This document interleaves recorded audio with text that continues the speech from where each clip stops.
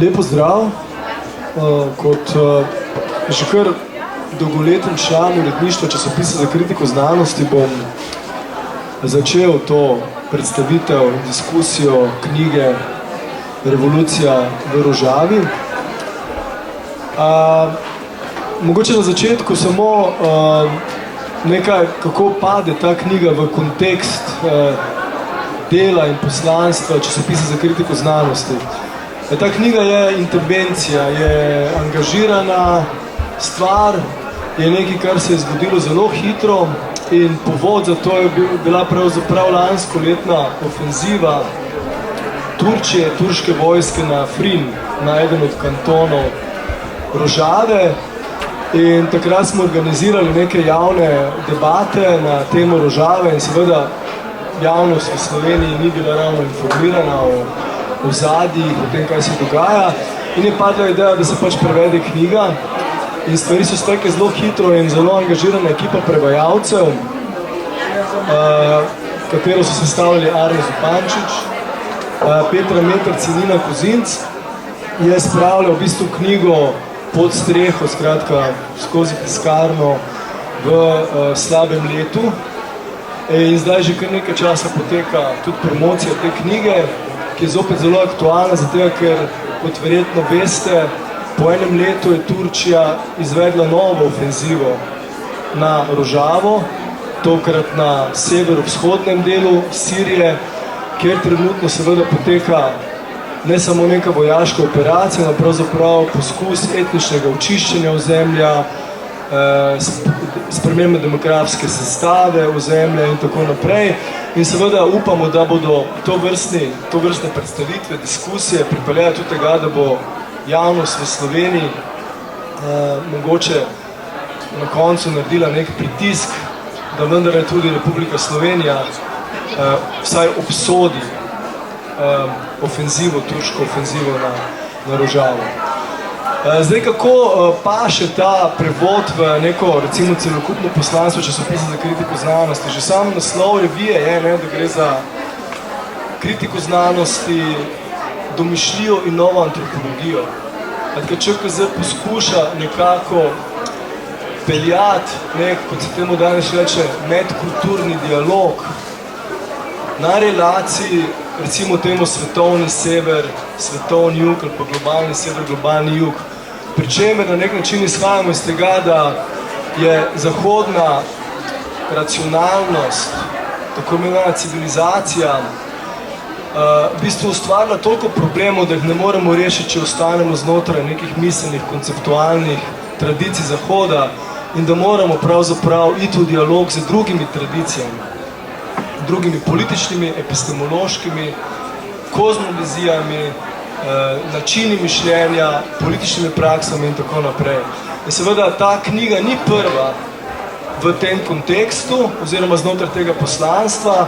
V ČKZ smo že precej delali, ko gre recimo za zapatizem v Mehiki, ko gre nasploh za nove družbene boje, politične boje, revolucionarne konceptualizacije v Latinski Ameriki, govorili smo o Indiji, Afriki in tako naprej. Skratka, nekako poskušamo vendarle prebiti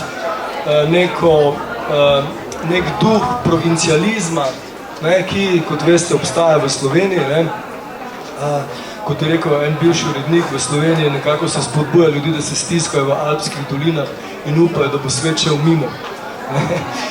Skratka, mi pa vendarle skušamo nekako postaviti Slovenijo, javnosti tukaj, tudi intelektualno produkcijo na globalni zemljevid, ampak seveda kot nekako enakopraven član ali pa člen, ne pa seveda kot danes se to pretežno dogaja, ko pravzaprav slovenska, recimo znanstvena intelektualna produkcija, tako rekoč v nekem polkolonialnem, podrejenem razmerju z svetovnimi centri intelektualne, konceptualne produkcije.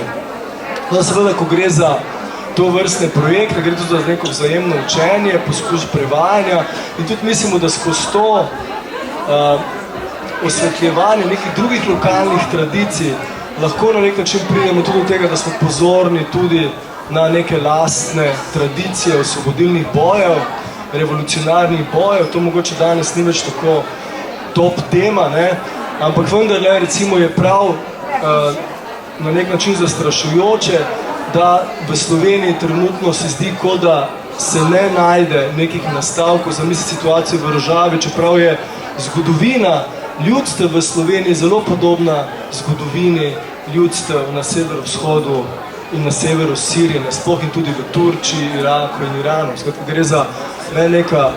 gre za neka ozemlja, ki so pluralna, ki so heterogena, katerim se pa vsiljuje neko politično formo nacionalne države, ki seveda potem vsakih toliko časa pripelje do etničnih čiščenj, genocidov, kršenja človekovih pravic. Recimo v Čeku zdaj smo tudi pokrivali zelo obširno vprašanje izbrisa, ki se je zgodil leta 1992 v Sloveniji, ko se samo odločbo začne enačiti z vzpostavitvijo suverene nacionalne države. No zdaj, mogoče samo še malo govorimo o tem čist kontekstu prevajanja, skratka nekih drugih epistemologij, kozmovizij v slovenski prostor. Danes imamo na svetu zanimivo situacijo, seveda so stvari tudi brutalne, kot vidite, žalostne, tragične, ampak istočasno, v teh kontekstih, kot recimo Rožava, se dogaja zares zanimiva konceptualna produkcija, ki lahko odgovori tudi na neke temeljne dileme, s katerimi se soočamo v današnji Evropi, pa tudi Sloveniji. In verjetno ena od temeljnih dilem je, kako zgraditi neko smiselno politično skupnost ali pa zvezo na osnovi raznolikosti, na osnovi heterogenosti. In boji, narodno-osvobodilni, razredni in tako naprej, v drugih delih sveta kažejo, kaj je pravzaprav možna alternativa temu, kar imamo danes v Evropi, kar pa kot vidimo ne funkcionira. Skratka, mi imamo danes izjemno bogato, konceptualno, idejno produkcijo v tako imenovanem postkolonialnem svetu, skratka v svetu, ki je šel čez kolonializem, ki na nek način še vedno živi dediščino kolonializma in kjer imate seveda neko novo generacijo antikolonialnih bojev, ki prinašajo neke nove rešitve, kot je recimo v primeru Rožave, tako imenovan demokratični konfederalizem. Skratka, vi lahko zgradite delujočo, vključujočo politično skupnost na osnovi različnosti, tako da pravzaprav poglabljate demokracijo, da na nek način dajete ljudem več moči, da stavite na procese samoorganizacije, samoupravljanja, ki smo ga imeli včasih tudi v Jugoslaviji. In to je seveda pot, ki omogoča, da lahko zgradimo delujoče politične skupnosti tudi v delih sveta, ki so heterogeni. Seveda vsi deli sveta so heterogeni, tudi Evropa je heterogena in seveda ti prostori kažejo na to, da recimo moderna nacionalna država evropskega tipa, ki sloni na dominantni etnični skupini, ki ima nek položaj več vrednosti, ekskluzivnosti, skratka nek etnonacionalni supremacizem, je nekaj, kar pravzaprav onemogoča vzpostavljanje nekih funkcionalnih, vključujočih političnih skupnosti. In to se mi zdi, da je neko sporočilo iz Rožave. In seveda sporočilo je tudi, da modeli dominacije in emancipacije, osvoboditve ne prihajajo samo iz Zahoda. Mi imamo v Rožavi tudi neko zelo zanimivo lokalno genealogijo bojev in lokalno genealogijo alternativ, družbenih alternativ. Skratka, gre za nek premislek nekega področja Mezopotamije in nekih alternativ, ki so se nastajale in so tlele v Mezopotamiji. In istočasno seveda gre pa za nek enakopraven, horizontalen dialog z centri intelektualne produkcije, pa recimo centri zahodne, tako imenovane civilizacije. Ne? Tu recimo imate to zanimivo sprego med Bukčinom, idejami Bukčina, njegovega municipializma, libertarnega in med nekimi kurdskimi tradicijami oziroma nasploh tradicijami ljudstev iz Bližnjega vzhoda. In tu se mi zdi, da je neko tudi sporočilo za to področje, za področje Slovenije, da je možno peljati to vrstni dialog, da je možno afirmirati lastne tradicije, alternative, ki so nastale na tem ozemlju in jih je možno na nek način spraviti v nek enakopraven dialog, ne, z nekimi globalnimi premisleki. Skratka, da imamo neko razmerje med lokalnimi zgodovinami in globalnim dizajnom, ki ni imperialistično, v smislu, da se mora lokalne zgodovine na nek način prilagajati vsiljenemu globalnemu dizajnu, ampak da je horizontalna komunikacija med lokalnimi zgodovinami tista, ki vodi k nekemu odprtemu globalnemu dizajnu. Tako da jaz bi tukaj končal, da ta knjiga tudi v bistvu nas na nek način poziva, da mislimo razmerja globalna drugače, da premislimo neenakosti v trenutnih globalnih razmerjih in da mislimo, na kak način lahko aktivno prispevamo k temu, da so ta razmerja demokratična in horizontalna. Zdaj bi dal pa besedo Arnetu Zupančiču naprej, ki bo pa več povedal o knjigi, on je pač prevajal, oziroma bil prevajalec knjige, tudi spremlja situacijo, misli, da je že tudi bil tam in tudi dobro pozna aktualnost v Rožavi. Hvala, Andrej, za ta uvod. Ja, zdaj povedal si to, kako je knjiga nastajala, mislim, da je pač res prišla kot neka intervencija. Tudi zdaj na teh predstavitvah smo ugotovili, da pač dejansko znanja ne samo Rožavi, ampak nasploh v Bližnjem vzhodu v Sloveniji ni veliko. Kljub temu, da je ta regija v bistvu zelo blizu, toliko blizu, da ljudje od tam peš pridejo k nam. Tako da, če se zdaj osredotočimo na to, o čem knjiga sama govori, torej govori o revoluciji v Rožavi, tej regiji na severu oziroma severovzhodu Sirije, ki jo večinsko naseljujejo Kurdi, je pa tam vlada blazna etnična in verska pestrost. Samo krščanskih cerkva, torej različnih veroizpovedi je 8, poleg tega pač obstajajo tudi mnogotere skupine, ki se nekako povezujejo v ta nek mozaik, demografski mozaik, ki je trenutno ogrožen pač s fizično eksistenco na tem prostoru. Revolucionarno gibanje tam ni novo, ampak v bistvu že nekako 40 let sledi paradigmi večinoma delovske stranke Kurdistana, PKK, ki je bila osnovana konec 70-ih na jugovzhodu Turčije in nekako za eno od svojih baz si seveda vzela tudi samo Sirijo. Ogromen ljudi je v enem trenutku iz severa Sirije v bistvu šlo v PKK se boriti v Turčijo in njihov kot cilj je bil uničenje turške države oziroma vzpostavitev nove kurdske države na jugovzhodu Turčije. To je pa potekalo toliko zelo v spregi z sirsko državo, da so v bistvu ljudje, ki so šli tja v vojsko, sploh niso recimo dobili poziva za služenje v sirski vojski vojaškega roka. Torej PKK je v bistvu veljala v neki točki za vejo sirske vojske. Kasneje, v bistvu tokom teh mirovnih procesov v Turčiji se ogromen del borcev in tudi ogromen del tega političnega organiziranja dejansko prenese v Sirijo. Temu je potreboval tudi v bistvu ta slavna sprememba paradigme, ki jo PKK izvede skozi 90. in začetek 2000, ko se v bistvu iz neke klasične marksistično-leninistične stranke prelevi v neko bolj recimo temu anarho-komunalistično, municipalistično, direktno demokratično gibanje, katerega cilj ni več vzpostavitev nacionalne države ali pa države sploh, temveč pač neko opolnomočenje skupnosti in sprememba pač recimo nekih paradigem, na podlagi katerih ljudje trenutno v tem svetu živimo. O tem, kako to poteka v praksi, malo kasneje, ampak ja, v bistvu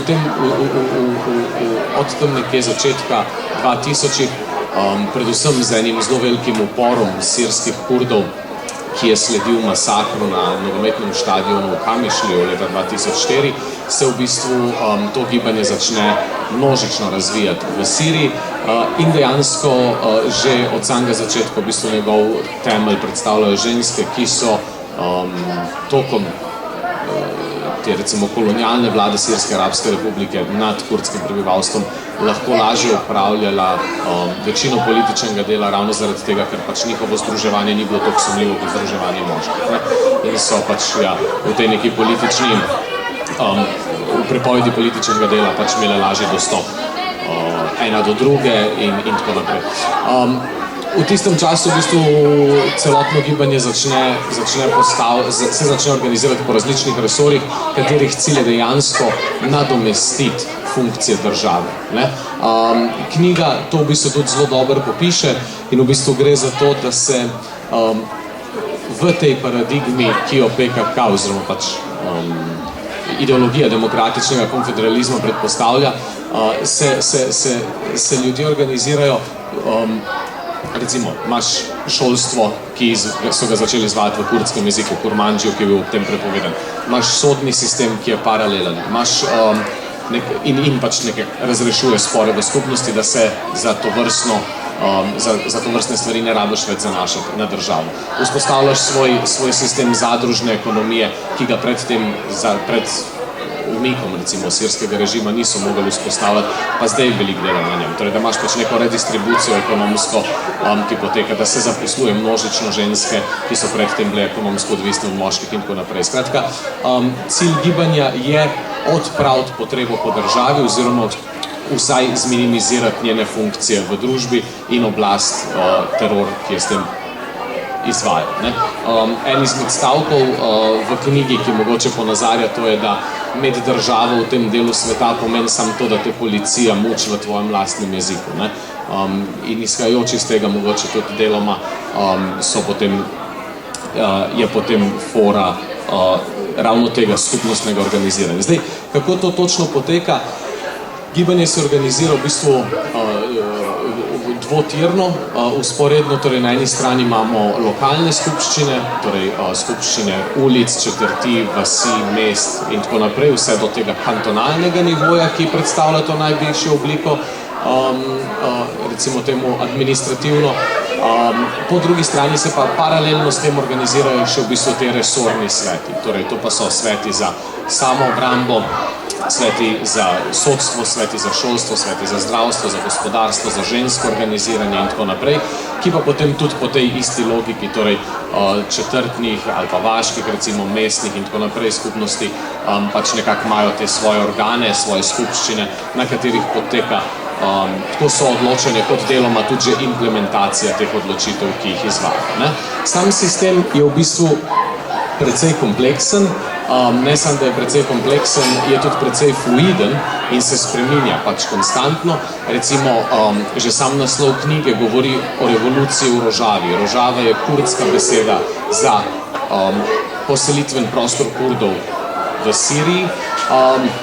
Kasneje, ko je ta revolucionarni moment, torej način političnega organiziranja in sobivanja, zajel tudi druge prostore, ki niso, na katerih ne živijo samo Kurdi, so pač spremenili ime tega v Demokratično konfederacijo Severne Sirije oziroma kasneje Severovzhodne Sirije. Že pač recimo čisto v tem momentu poimenovanja samega projekta so se dogajale skozi razlike in tako so tudi pač razlike v času in v lokaciji. Torej različne skupnosti v tem območju se tudi na različne načine organizirajo.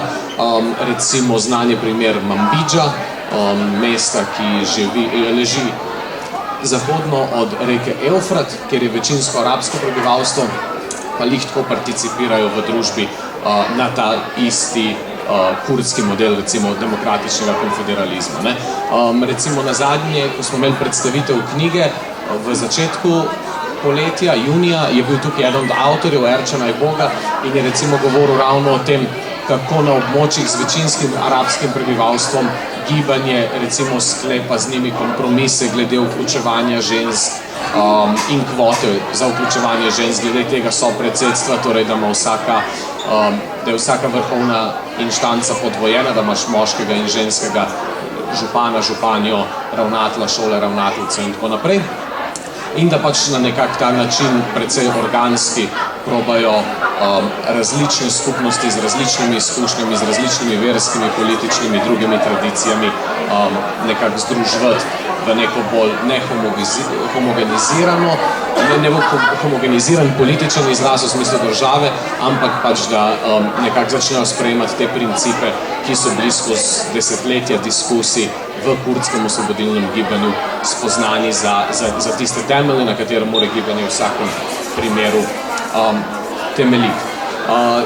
Zdaj ja, mogoče, če sam predam besedo Petri, še toliko, ta tip političnega organiziranja se mi zdi, da kaj o njem, zakaj ima toliko potencialnosti, zakaj je progresiven in zakaj, sicer ne mislim, da je model, ki bi ga mogli nujno implementirati tukaj, ampak mislim, da je neka izhodiščna točka, o kateri bi mogli razmišljati, ko razmišljamo o političnem delovanju, je predvsem to, da naše razmišljanje o spremembah sistema še vedno izhaja iz uzurpacije oblasti, iz prevzema oblasti. Ampak prevzeti oblast pa izvajati oblast sta dve različni zadevi. To lahko pač pokaže najbolj primer Sirize v Grčiji pred leti, če pač sprejmemo predpostavko, da je Siriza bila dobronamerna stranka, ampak pač s prevzemom oblasti se v bistvu za njih ni spremenilo absolutno nič. Niso mogli v resnici izvajati politike, ki jo želijo. Podobno se bo zdaj zgodilo Corbinu v Veliki Britaniji, ki bi v bistvu mogel zagovarjati izhod iz Evropske unije, če bi hotel izvajati programe nacionalizacije zapisane v njihovih manifestih. To pomeni, da jih pač verjetno ne bo. Kogarkoli tukaj gre za neko drugo stvar, gre za dejansko izvajanje oblasti znotraj skupnosti, da torej skupnost zavestno posveti en velik del svojega časa, svoje energije političnemu organiziranju, ki ga normalizira na način, da to postane dejansko del vsakdana skupnosti, da se torej prekvasi nekak način življenja in da to politično delo postane pač neka nova normalnost. Mislim, da pač je to možno, ne samo v nekih ekstremnih situacijah vojne, kot je bila v Siriji, dejansko nam zgled iz turškega dela Kurdistana, torej iz jugovzhodne Turčije, kjer so leta 2012 začeli implementirati podoben program, ki je bil seveda sprejet strani turške države, predvsem z ogromno porabe vojaške moči in zapiranja posameznih teh županov, župani in drugih nosilcev, aktivistov gibanja. Pač da se to narediti tudi v nekem prilično normalnem svetu, recimo temu. Jaz sam v Sloveniji zelo rad izpostavljam recimo sistem prostovoljnega gasilstva, kjer pač gre za približno podobno dolgotrajno sodelovanje pri nečem skupnostnem, kar delaš brezplačno, pa zaradi tega pač postajajo v bistvu gasilski centri, gasilski domovi centri nekih lokalnih skupnosti, kjer se v bistvu ogromno enih zadev zgodi, ki nimajo s požari, s gašenjem, s poplavami absolutno nobene veze, ampak imamo neko čist popolnoma drugačno funkcijo. Toliko mogoče za zdaj, pa bomo pol še imeli kakšne vprašanje odgovor. Ja, mogoče en pomemben aspekt tega, kar se dogaja v Rožavi, torej na severu Sirije, te tako imenovane revolucije, če jo pač tako poimenujemo, je pač to, da je ta revolucija tudi izjemno feministična, da v bistvu temelji na predpostavki, da revolucije ni brez osvoboditve žensk, ne v nekem takem obziru, kot se je to delalo na začetku 20. stoletja, da se da ženskam neke te osnovne pravice, pa se pa porine to na stran, ampak pač tako res v praksi in na vsak danu. Zdaj, v tej knjigi je to tudi zelo lepo popisano, tako iz nekih teoretskih aspektov, kot iz čist praktičnih pričevanj deklet in žensk, ki tam živijo in so vključene v to politično skupnost, ki se gradi. Pomembno je tudi to, da se o tem bere malo bolj poglobljeno in na nek tak malo bolj pričevanski način v tej knjigi, zato ker sicer pač te kurdske borke so prisotne v medijih že vsaj od nekje 2013, 2014, takrat, ko se je predvsem dogajala zelo grozovita stvar na planoti Šingal, ko je pač ISIS zajel ogromno število jazidk in takrat so pač bile tudi kurdske borke med drugim tiste, ki so veliko naredile za to, da se te jazidinje osvobajali. In takrat so one prišle v medije. Ampak kako so prišle v medije? Prišle so seveda na nek način, ki je zelo, po eni strani je seveda pozitiven, to so bile neke pozitivne podobe, ampak hkrati gre za predstavljanje teh žensk z puško v rokami kot nekih pač simbolov, ne, kot nekih zelo idealiziranih podob žensk, ki naj bi bila pač osvobojena in ki naj bi bila pač emancipirana že samo zato, ker drži v roki pač to puško. To je bilo na eni strani, veliko fascinacije je prišlo z nekih levičarskih okolij po Evropi pa na Zahodu, tudi striktno zaradi tega, ne, zaradi teh podob.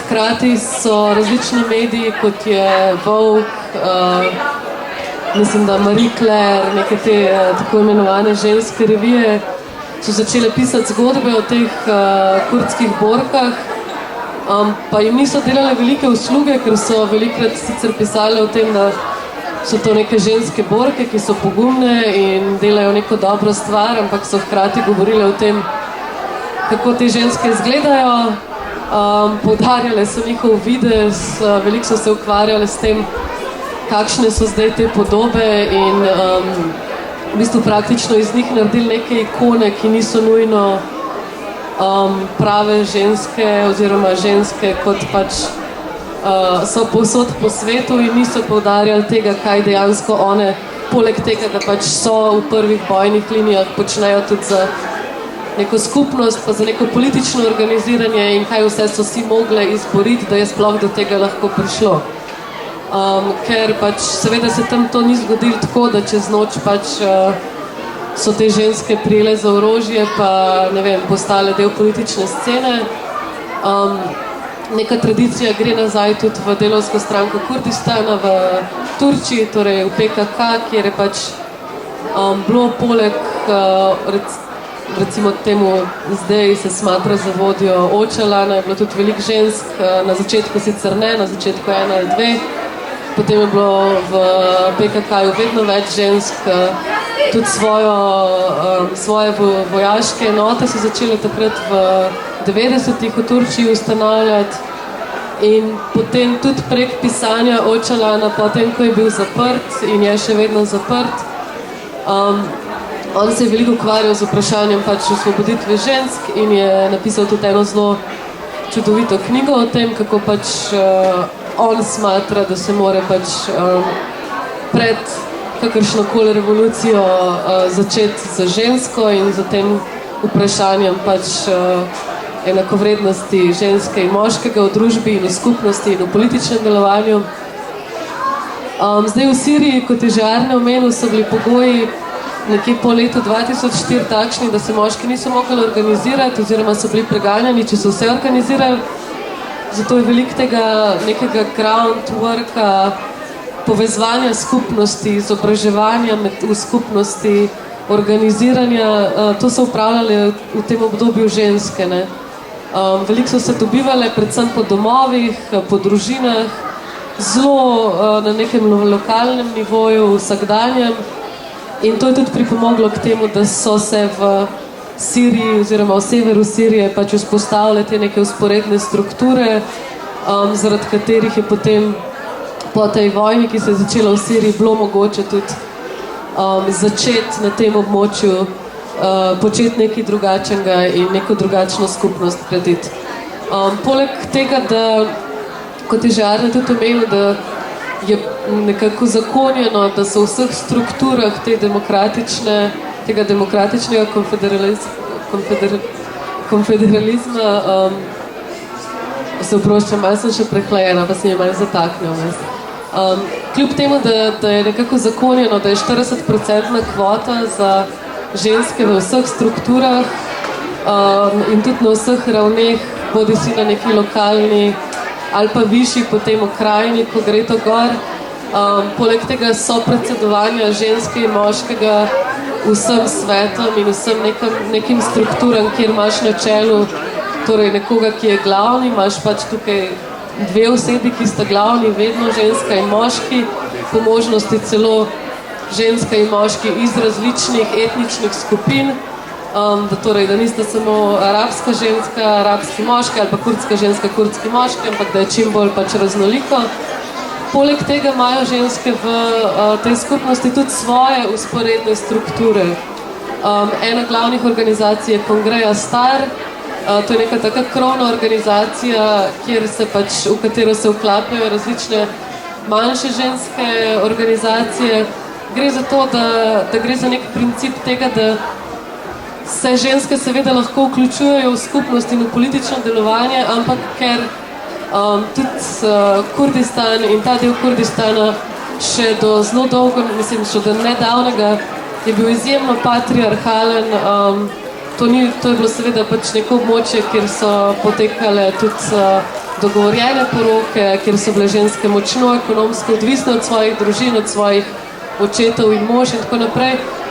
Še vedno ženske rabijo neke organizacije in neke strukture, v katerih delujejo same in neodvisno od kakršnih koli vplivov moških. Na ta način imajo svoje zadružne sisteme, imajo ženske zadruge, v katerih se organizirajo in si omogočajo nek zaslužek. Zelo pomembna stvar pri teh usporednih ženskih organizacijah je sodstvo, torej neka ženska sodišča, ki so vzpostavljena predvsem za naslavljanje različnih primerov patriarhalnega nasilja, bodisi od spolnega nasilja do nasilja, do družinskega nasilja in tako naprej. Imajo tudi v Rožavi, ne imenujejo tega policija, ampak imajo tako imenovane varnostne družbene enote, imajo tudi posebne ženske varnostne enote, zato da pač prav pri teh nekih primerih nasilja nad ženskami lahko ženska pač pristopi do ženske in je pač s tem olajšan nek ta moment iskanja pomoči.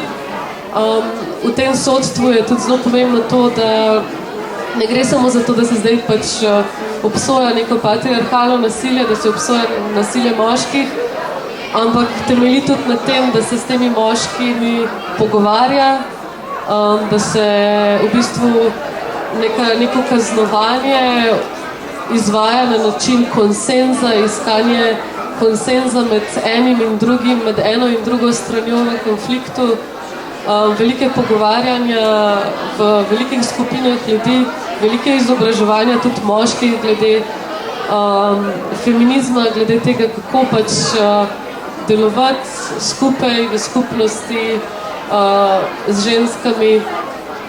Tako da ne gre samo za obsojanje, ampak gre za tudi izobraževanje druge strani, kar je zelo pomembno. Poleg tega seveda, ker je bilo pač predvsem v medijih izpostavljeno, pa o čemer se največ sliši, so seveda tudi ženske vojaške enote, torej najprej so bile v Siriji ustanovljene skupne enote, kjer so bile tako ženske kot moški, potem pa so na neki točki ustanovili tudi izključno ženske vojaške enote, pri čemer je bilo seveda na začetku treba veliko nekaj prepričevanja in izobraževalnega dela tudi pri družinah, ker večina teh bork je zelo mladih punc po 18. letu in seveda tudi starejše, ampak večinoma gre za res dekleta, ki bi bila pri nas, ne vem, koncu srednje šole, pa na fakulteti in tako naprej. In seveda v nekih tradicionalnih družinah je bilo na začetku zelo težko prepričati starše teh deklet, da gredo one lahko se tudi boriti. Zakaj je pomembno, da se grejo one tudi boriti? Tako da seveda te stvari niso bile delane na silo, ne? Zdaj one grejo in adijo, ampak je v bistvu tako kot zasem v tej skupnosti, ki se gradi in s tem političnim delom je ogromno pač nekega dela s posamezniki, s pogovori na zelo lokalnih nivojih. Toliko mogoče zaenkrat v tem ženskem aspektu. Mogoče lahko povemo še kaj o tem, kako mednarodna skupnost gleda na to situacijo, kako se odziva sploh na to, kaj se tam gradi, kakšne so mogoče neke kritike tega iz raznih levičarskih gibanj po Evropi pa na Zahodu. Pa mogoče potem za konec še lahko malo povemo o tem, kaj se dejansko zdaj tam dogaja in zakaj je predvsem zelo pomembno, da se o tem govori, pa da se skuša na to opozarjati. Mogoče, če bi ti kaj povedal še na to temo? Ja, zdaj, glede aktualnosti, ja, ko smo že omenili na začetku, del tega ozemlja je bil okupiran se strani Turčije, oziroma pravzaprav se strani tudi nekih vojaških enot, formacij, ki jih podpira Turčija in so pravzaprav sirske, ampak gre za najemniške vojske z močno džihadistično komponento, bi se reklo. In seveda v tistem področju, ki je okupirano, se trenutno že dogaja, da Turčija skuša seveda prisilno v veliki meri na to območje preseliti vsaj del beguncev in begunk, ki so se zatekli v Sirijo. Seveda to je ena zgodba, begunska zgodba, ki je nekako tudi povezana zelo z trenutno krizo in za celotno situacijo, ki tudi na nek način omogoča recimo Evropski uniji, da bi nekako odločno obsodila nekaj, kar seveda ne bi je v nasprotju z nekimi deklariranimi vrednotami in tako naprej. Ne? Mislim, imate pač trenutno operacijo etničnega čiščenja ozemlja in operacijo spreminjanja demografske sestave prebivalstva. Ampak zato, ker Erdogan izsiljuje Evropsko unijo, seveda po zaslugi Evropske unije same, ki je kapitulirala pred skrajnimi desničarji, izsiljuje Evropsko unijo, češ da, kolikor boste nasprotovali našem načrtu, bomo odprli mejo in spustili begunce v Evropo, pač nimate odziva iz strani Evropske unije. Seveda, kot veste, iz ZDA tudi sam Trump je na nek način dal zeleno luč za to okupacijo dela severne in severovzhodne Sirije. Kot veste, Trump seveda spada v to novo generacijo klerofašističnih politikov, podoben kot Erdogan, in seveda nima nekih simpatij do nekih gibanj, ki osvobajajo ženske, ki gradijo neko vključujočo družbo, če glede na to, da je sam pač beli supremacist, tako rekoč odkrito. Tako da seveda na tej ravni so stvari slabe. Imate Rusijo, ki je cinična, ki pravzaprav podpira Asadov režim. Asadov režim seveda nima nobenih namenov, da bi priznal in spoštoval aspiracije različnih ljudstev v Siriji. On še vedno govori o tem, da Sirija je arabska in da mora biti homogenizirana, skratka, to je še vedno ta politika arabizacije Sirije in Rusija seveda to podpira, tako da trenutno kaže na to, da se kurdski boj verjetno pomika nekako v podtalno delovanje bolj. Skratka, te strukture politične, ki so bile zgrajene, verjetno ne bodo preživele te ofenzive. Asad bo verjetno poskušal to zatreti, ampak seveda po drugi strani pa obstaja neko upanje, neka možnost, da imate vi neke generacije ljudi, ki so politizirane, ki cenijo to, da lahko kot enaki sodelujejo pri sprejemanju odločitev in verjetno se ne bodo kar tako pustili ponovno na nek način podvreči avtoritarnemu režimu, patriarhatu in tako naprej. Zdaj, kar se tiče same civilne družbe, govori se o tem, to lahko ti več poveš, da je treba ponovno izumiti koncept in prakse mednarodne solidarnosti, internacionalizma. Danes več nimamo držav, na katere lahko računamo, nimate več držav, ki bi imeli kakršnokoli vsaj deklarativno pretenzijo po emancipaciji česarkoli. Tako da verjetno je to tudi neka priložnost, da se razmišlja o tem, kako zgraditi neke nove oblike neovrščenosti, mednarodne solidarnosti, ki gre seveda od spode, podobno kot ta politični projekt v Rožavi.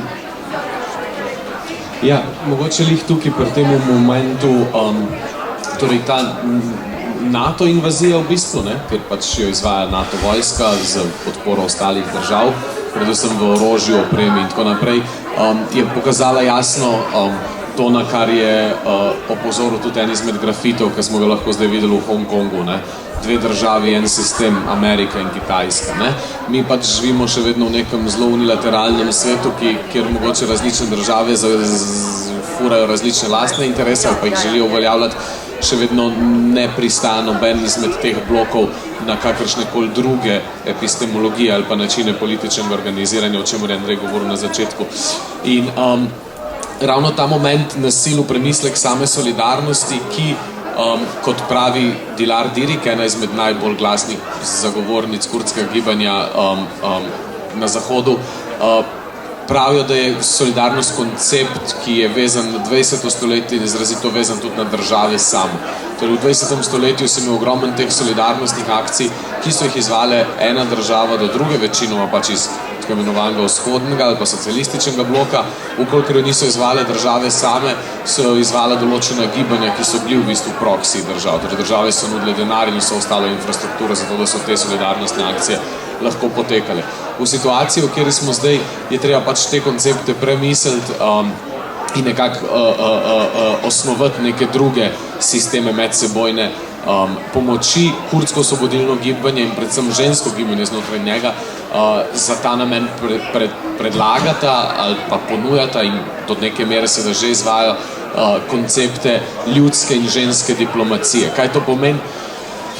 To pomeni, da gibanja, ki so organizirana, recimo, da bolj ali manj po tej paradigmi demokratičnega konfederalizma in ženskega organiziranja znotraj njega, kot smo ga približno probali opisati zdaj v zadnji uri, bi mogla en velik del svojih aktivnosti posvetiti tudi tem imenovanim diplomatskim odnosom.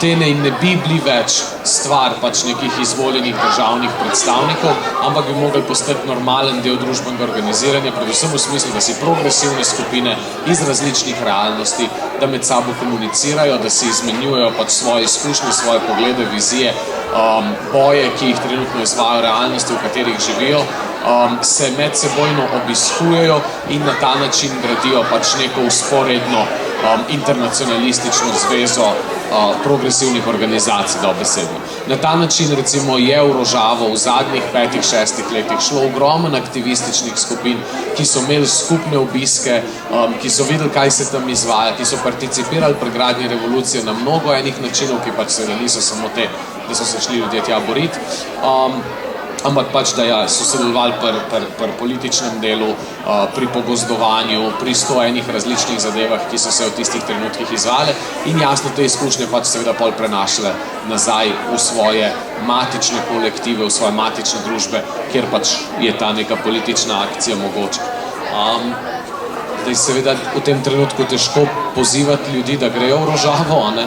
Mislim, da to res ni najbolj smotrna stvar, kar pa definitivno je smotrno, je pač probati čim več se brati o teh izkušnjah. Ogromno je bilo napisanih nekih člankov, knjig, ki so podobne recimo tej, mogoče manjše v obsegu, pa tematikah, s katerimi se jih obravnavajo, ampak pač te ne bom rekel potopisi, ampak te izkušnje, ki so jih določeni aktivisti imeli tam v praksi, sploh znotraj te Internationalist Commune of Rožava, mislim, da so kar nujni za to, da vidite, kako pol tudi ljudje te zadeve implementirajo v nekih, recimo, evropskih ali pa nasploh zahodnih okoljih, odkodar pač sami prihajajo. Da se pač ta neka, da ne gre za pač nek enkraten obisk, ampak da gre predvsem za pač učenje in potem prenos in implementacijo teh praks v naša lastna okolja. Mogoče bi bilo smiselno tukaj vsem povedati, da ja, pač mednarodna, torej internacionalistična komuna v Rožavi in nasploh kurdsko-osvobodilno gibanje v tem trenutku izvajajo različne akcije. Mogoče, če omenim dve, sta Women Rise Up for Rožava, ne, Women Defend Rožava ki se osredotoča predvsem na feministična in ženska gibanja po Evropi in po svetu, in drugo je Rise Up for Rožava, ki je neka bolj generalna kampanja, ki opozarja v tem trenutku predvsem na bojkotiranje turških podjetij, ki so neposredno povezane z režimom, torej najbolj znanje zdaj pač, ne vem, Turkish Airlines na mnogih letališčih po celem svetu so blokirali lete Turkisha oziroma so pač postavljali neke protestne pregrade pred njihovimi šalterji. Bojkotira se in napada se tudi pač dobavitele orožja turški vojski. V Nemčiji se največ zdaj napada v bistvu salone in tovarne Mercedesa, ki pač dobavlja kamione, s katerimi pač se furajo te džihadisti naokrog in tako naprej. Skratka, na teh straneh lahko se pač tudi recimo informirate dnevno o dogajanju invazije, ki zdaj mislim, da poteka že 56. dan. In pač v odzivu recimo tudi lokalnega prebivalstva, ki seveda okupacijskih sil, naj si bodo s turško, rusko ali pa sirsko zastavo, pač seveda ne sprejema z nobeno dobrodošlico. Ukolikor imate željo po kakem finančnem vložku, kurdski Rdeči polmesec zbira tudi v Evropi sredstva, ki jih potem nakazujejo dol.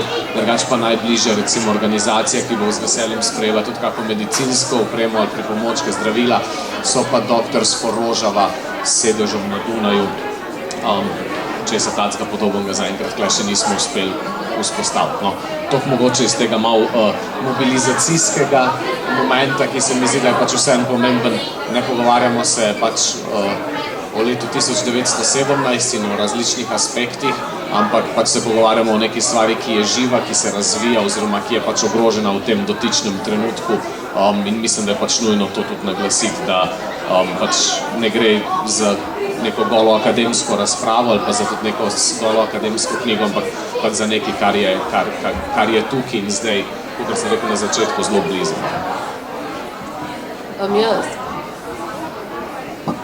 Mogoče se samo navežem še za konc na to, da pač tudi nasploh se mi zdi, da ko se bere ta pričevanja v tej knjigi ali pa ko se bere neke intervjuje z ljudmi v Rožavi, z borci, z borkami in tako naprej. Poleg podpore res poudarjajo ves čas, da gre za neko stvar, od katere želijo, da se drugi ljudje oziroma druge skupnosti po svetu učijo in z njo povezujejo. In to je zelo močno izpostavljeno napram mogoče tudi tem nekim situacijam, v katerih se Zahod navdušuje nad različnimi emancipatornimi, radikalnimi gibanji po svetu, ampak se zgolj navdušuje. Veliko poudarka oni dajo na to, da se želijo razširiti neke svoje ideje po svetu, da želijo povezovanje. In iz tega aspekta je mogoče vredno knjigo prebrati sem zato, da lahko v nekem svojem okolju, v katerem mogoče ima človek po nekem političnem, skupnostnem delovanju, dobi kakšen navdih ali pa idejo o tem, kako se dajo neke stvari delati tudi izven državne ureditve, na čist lokalnih ravneh, pa na zelo medsebojnih, v medsebojnih odnosih in tako naprej.